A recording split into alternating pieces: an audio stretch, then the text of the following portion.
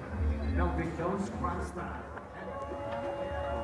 This year's theme for the Panagbenga 2022 Baguio Flower Festival, Let's Hope Blue. Thank you.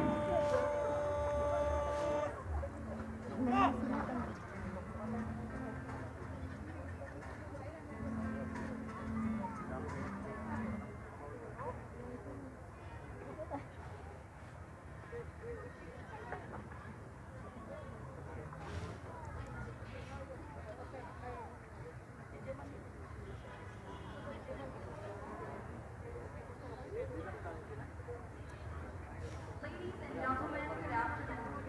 Welcome to the celebratory exhibition of the young men and women from the Philippine Military Academy. This celebratory exhibition is composed of all our hard work and training, especially made just for you. Just for you.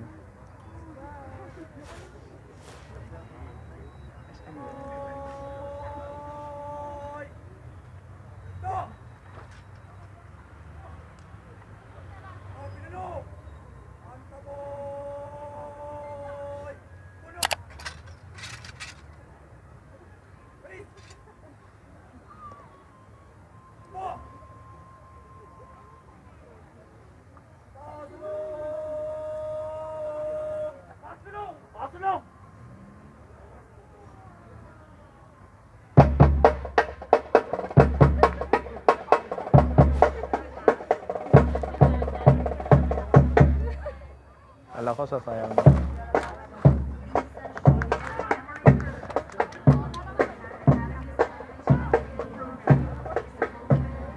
Ito.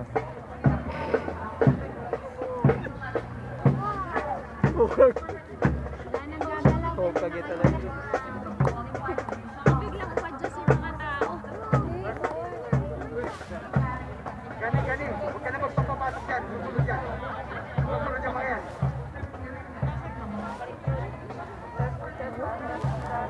Aww. Importante sa kanila yan eh.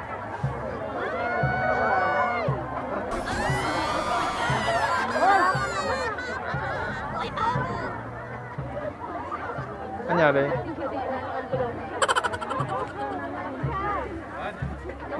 Kasi kuya!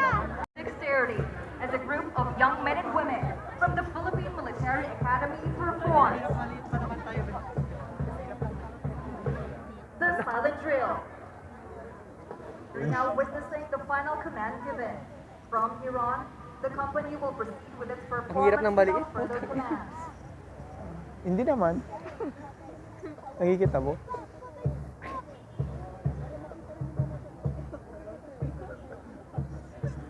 Congrats sa kamay. Wala na, wala na. Arrows define direction. Another group of diverse persons comprise the future guardians of our state, united by a common goal. The moment that step in the portals of the academy, they are molded into perfection by values needed for their future roles. The academy's deep rich traditions develop cadets to become persons of gentle breeding and strong character. To this day, and even until we hatch in our uniforms, we carry in our hearts the sacred coat of arms, the seal of our covenant, our direction, and the only path that bears the guiding Nakikita mo, light, TV? the guiding light of courage, Or hindi mo integrity, makikita? and May loyalty. portals pala sa ano ka. This is what arrows are about. An arrow shot with precision and accuracy stays true to its target. It symbolizes the mission of the academy to produce disciplined and principled leaders whose target is focused on the betterment of our nation. It also points towards you, our fellow Filipinos whom we promise to serve.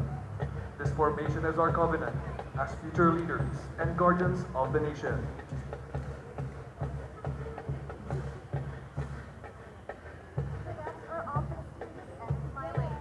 Little do people know that behind the stoic countenance is a cheerful person, longing to connect with others, to share a smile and spark a conversation with everyone. A simple smile and greeting breaks the barrier created by our intimidating uniform. Between Tara na. us cadets and the people who are going to serve Pala yung someday, nagkasalita. we won't let the chance of knowing others pass us by. This only shows that cadets are filled with humanity and sincerity. Beneath the regimented training lies the very cheery, enthusiastic PMA cadet who remain the same as they always have been. Watch as the drillers form the letters H and I. Hi, welcome to the Sala Drill exhibition of the Philippine Military Academy. All over the country, cadets are persons called to serve the nation. Though many seek to take the challenge of a lifetime, only a few are chosen to do their duty in service to God, country, and people.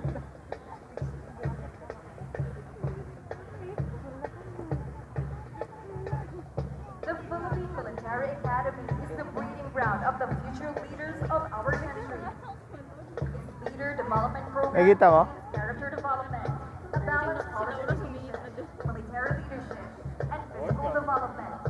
Though many changes have transpired, the Academy remains focused on its vision to produce military professionals of character, dedicated to protect and help build the nation.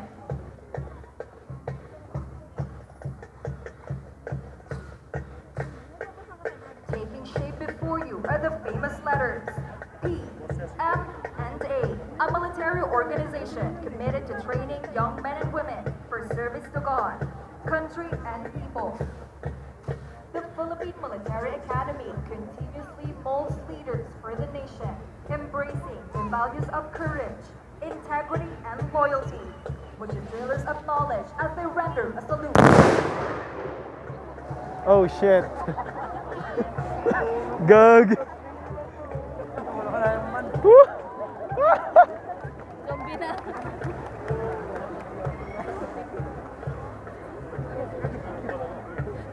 Nabigla. Ukraine versus Russia na ba ito? Akala ko Ukraine. Nakiktuto ko dun. They are built for peace. Warriors with a heart and soul dedicated to protecting the Filipino people. Covering regions as far north as Batanes and as far south as Tawi-Tawi. Our true mission lies in securing the peace of our people. For it is in war that we fight for peace. And during that hard-won peace, we prepare for war. The preservation of peace is never simple. Its complexity lies in the cooperation of every individual towards the harmony of our community, moving with one goal in mind as we march forward, facing all adversities and difficulties in our path. We must let our differences be the strength that binds us as one, for it is through our joint hands that we can achieve peace. The fundamental objective that the Academy promotes is to instill in each cadet a lifelong concept of love for God and country, courage, duty, excellence, honor, humility, integrity, loyalty, respect, and solidarity.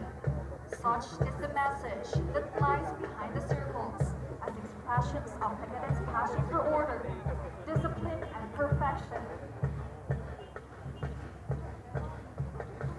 Watch as they move outward to show you the passing of rifles, which symbolizes camaraderie. Every cadet is responsible for each other. This is the PMA bond. This exhibition symbolizes the sharing and helping among the cadets, camaraderie that is built from the toughest and most invigorating training. This allows cadets to exhibit a never-ending brotherhood that emanates in the long gray line. Marching to the other side, the cadets will execute the throwing of rifles. In this drill, they will throw their rifles to the person next to them. This shows how cadets trust each other, an element of trust that holds us together even in the most threatening times. The concentric circles are manifestations of accuracy and precision. Cadets know that in the military, there's no room for error.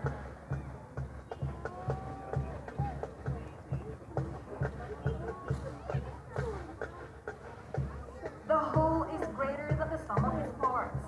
As cadets, we strive to build a stronger bond within the Academy, a harmonious relationship made up of our differences, seasoned with exemplary skills into one impeccable goal, molded into perfection, with a eyes that keep you fly, and bring out the most beautiful form of synergy. Known to be unwavering under extreme pressure, we move as one, trained to be geared up in the battlefield. Now, the drillers will show you an exhibition that shows the ability of the cadets to fire. Oh while being no. concealed in their natural surroundings.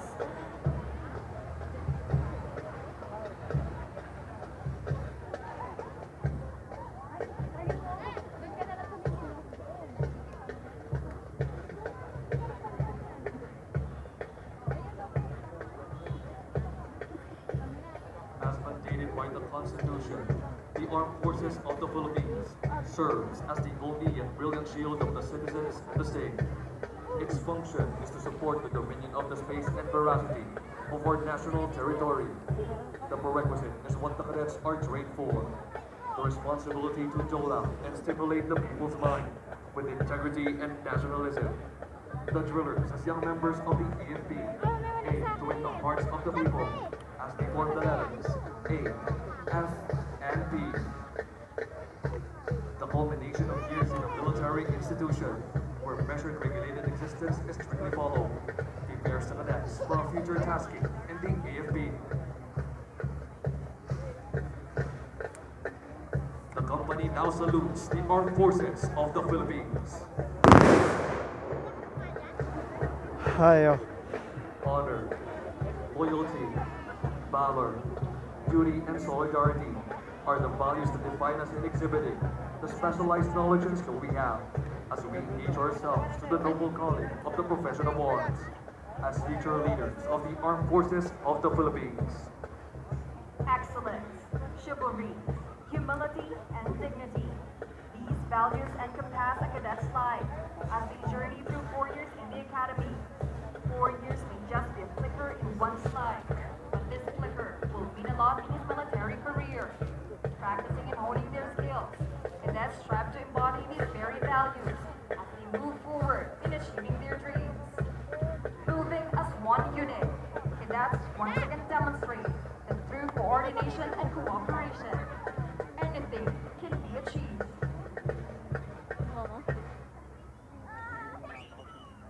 Ano mo yung ano nga, from the top?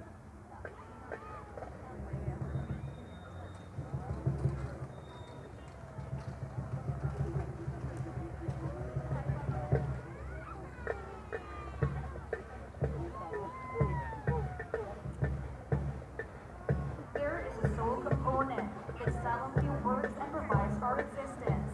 Disregarding its size, what is essential is it provides itself to each part of our system to sustain life. A person's heart is not only a size of a fist and a muscle that pumps blood and nourishment. The heart is a faithful creation of nature. Its gentle pumping accompanies us for the duration of our lives, and it is so central to human existence.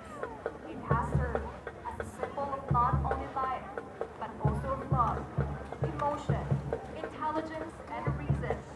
At one time, the heart was believed to be the organ of consciousness, the organ of vitality, and the emblematic of the human soul. In the heart of each cadet lies the core of their feelings, sentiments, and passions, as their youthful hearts are taken by their ideals.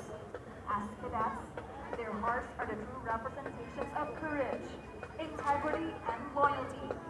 As you can see now, this heart is composed of the young men and women from the Philippine Military Academy with an ever-blazing heart to serve the nation.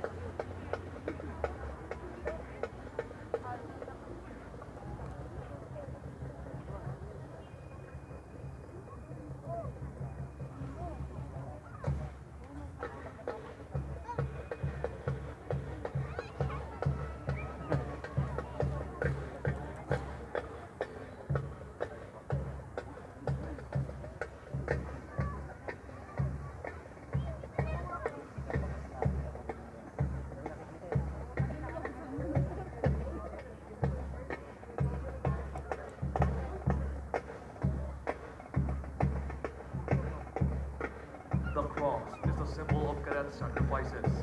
It is is never for our sake, but for the rest of the country to sleep soundly at night. With our sacrifices, we hope and pray that our beloved and our countrymen will be able to live life in peace, without constantly fearing for their lives. It symbolizes the cadet's faith through every trial and hardship that a cadet faces, and when happy memories fail to inspire us, it is our Lord and the unwavering faith that gets us through. This is the blood we spill, and the life we are willing to offer, knowing that we are just a flicker in the shine of eternity, a trivial thing given up by the greater good. The cross, our faith, our sacrifices, our lives, all these we offer for humanity.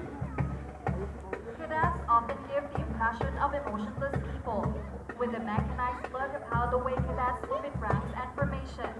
One will surely say that they act the same way all the time. Contrary to popular belief, we cadets know how to have a good time. We know how to enjoy and dance to good music. Ladies and gentlemen, brace yourselves for the hardest part of the drill.